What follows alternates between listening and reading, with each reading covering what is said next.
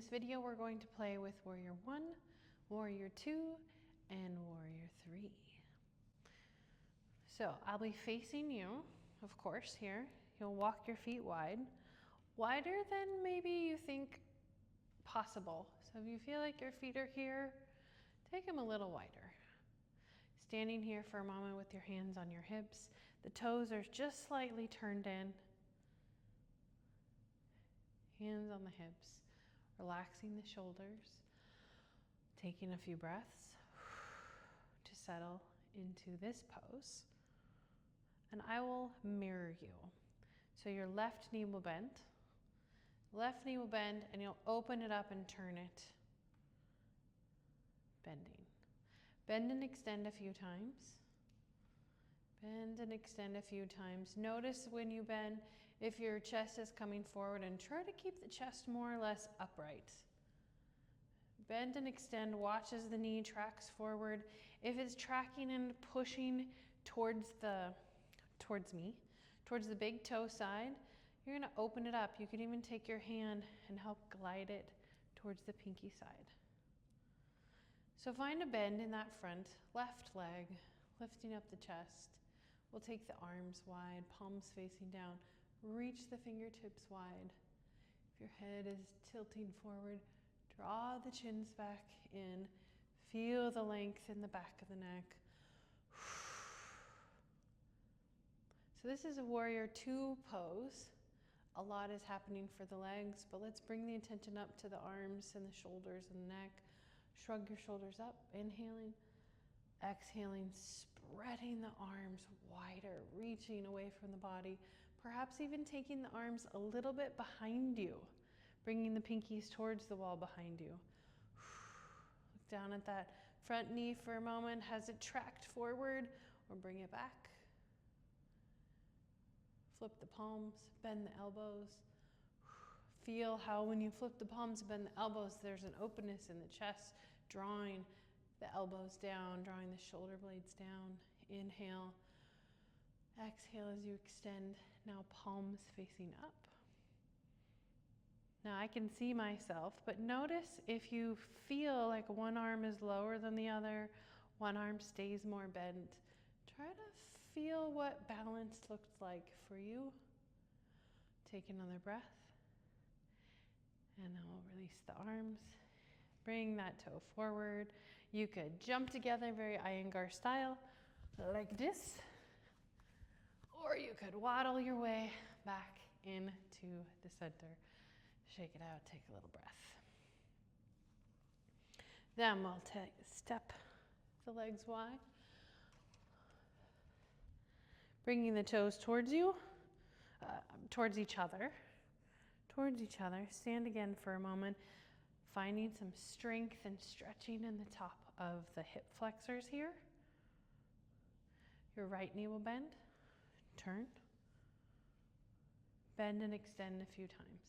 This back foot is not angled away, but a little bit towards the body. As you bend and extend a few times. Again, notice how this is tracking. We don't want it tracking towards the big toe. Push it backwards. As you bend that knee, lift the arms. Reaching the arms wide. Again, notice if the torso is pulling forward and actually bring the torso backwards towards that back arm. So the torso is more or less upright. Shrug your shoulders up and then depress the shoulders down, feeling more length in the arms. For more effort, find more bend. Bend this knee, drop this hip down. If when you do that, you notice that this back foot, the pinky edge comes up like this, don't bend it so far. You want the effort in that back leg, reaching the pinky toe down, almost lifting the big toe up. That's probably enough. Okay, release the arms, heel toe back together, or jump it in. Shake it out. Excellent. Okay, warrior one. Let's step the feet wide again. We'll bend the left knee, turn it around. This time, make sure your back leg is a little bit more internally rotated. So you might lift it up and turn the leg so you really feel how this back hip is turning more or less forward. Traditionally, they say that the heels of the front foot and the back foot are lined up, but frankly, that's way too hard. So let your front foot walk wide. So this is your left leg, walk to the left, pulling your left hip back, letting the right hip turn forward. Any amount that front left leg is going to bend. The arms can reach down. Feel an openness in the chest as your arms reach back.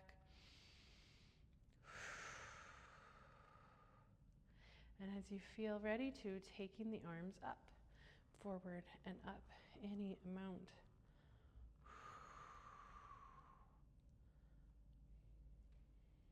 Your front knee does not need to be bent a lot, but if you want to really work on that hip joint, bend the knee, drop the hip down, pull the hip back, turning the hips forward. If this hurts your back ankle, a couple of things. Don't turn as much forward, or take this foot and walk it even wider, a wider stance with your legs. And the front hip comes back, and this back hip turns forward. The arms are up. Take another breath. Release the arms. Heel toe it back in. Up and down on your heels a couple of times. Take a break. Start to puppy. Okay. And we'll step it wide again. So width, left and right. So bend this knee, turn it around. Your front foot is on one side of the mat. Your back foot is on the other side of the mat. Turning the foot forward, turning that hip forward. The heel does not have to be down. That's a lot for the ankle. So it could be elevated. You could put a blanket under there. But we're working the front hip backwards as that front knee bends. And we're working this back hip forward, turning it around. No need to do everything all at once. You can put your hands, I like to put my left hand here on this hip, right hand on this hip. Press the front hip back. Allow the back hip to turn forward. And then bring the arms in as you drop that front hip, taking the arms up. Breathing, right? Feeling the expanse of the rib cage. Look and see how your belly presses out on the inhale and draws back up on the exhale.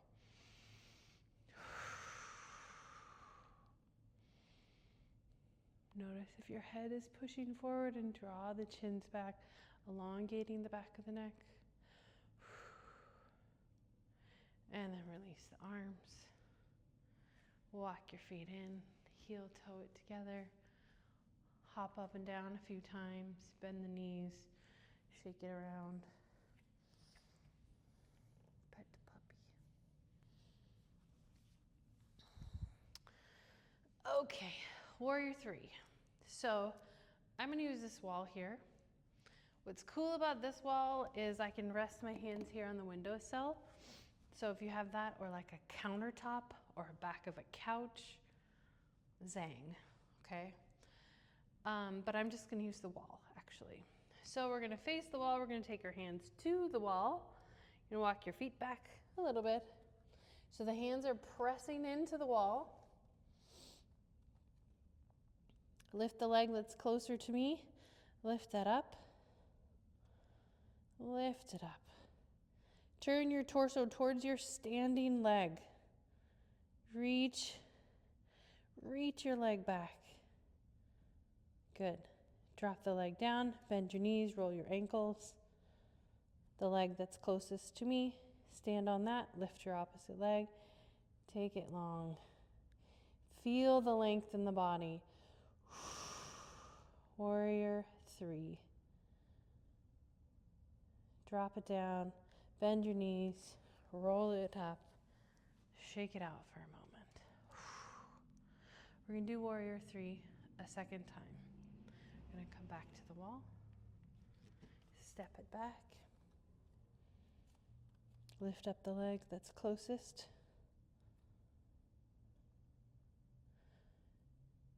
Turn that foot up towards the ceiling.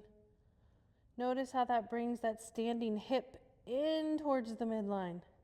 Keep that standing leg in towards the midline, but turn your extended toes. Turn them down. Turn the hip down. Belly turns towards your standing leg. Lots of breath. Set the foot down. Bend the knees. Shake it out. And take your second side. Lift the leg. Feel the length in the torso, reaching the leg long.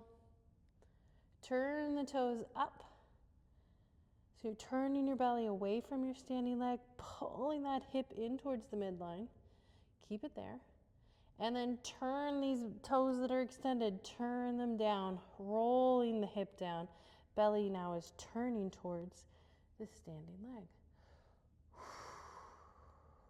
Trying not to let your rib cage drop down like this. Don't let it drop down like this. Keep the base of the rib cage lifting up. It's not that we're rounding the back, but keep it lifted and reaching that leg long. Okay, that's enough. Set it down. Bend the knees. Walk it forward. Shake out the hands. Shake out the wrists. Yes. And then, the most important part,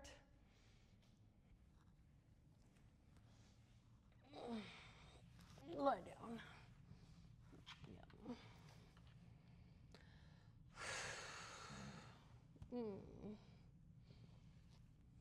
Take a little break. Release into a savasana. Even if you're going to do something else, just take a little break. If this is the end of your journey today, release all the way down.